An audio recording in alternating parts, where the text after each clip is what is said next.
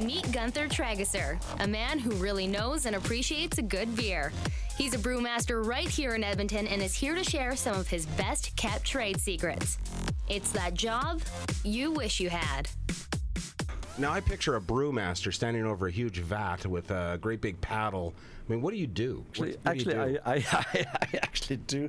Normally, there's very few breweries that actually, with a paddle because they have electric rigs with a big electric motor. But actually, I still do with a mash paddle, believe it or not. Brew takes about 6 hours. So that seriously is what you do all day long, is watch the beer brew? Not watch the beer brew, brew it. Oh, yeah. It starts in the field. Because basically, unlike wine that's made from juice, beer is made from grain. And so mainly barley.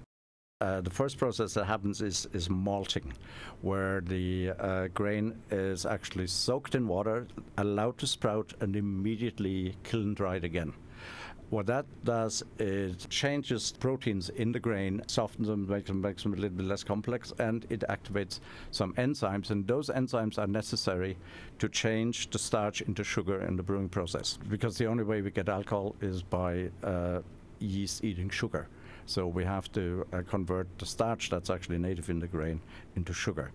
And we do that then in the mash. The mash is actually like a huge vat full of porridge. So we grind our grain, but very coarsely, and then we mix it with hot water, and that's the big paddle. That's where the big paddle comes in. Once you're through with that porridge, which takes about 45 minutes or so, all that the starch in the grain has converted to sugar. Now, if you actually take a sip of it, it is very, very sweet. But it's nowhere near beer yet, absolutely nowhere near beer. So, and that sweet liquid then we draw off into the kettle. And the kettle, it gets boiled. The sweet liquid is called wort or sweet wort. And we boil it in the kettle, and then there we add the next ingredient, which is hops. And hops have, first of all, they add bitterness to the beer, flavor and aroma, but also stability.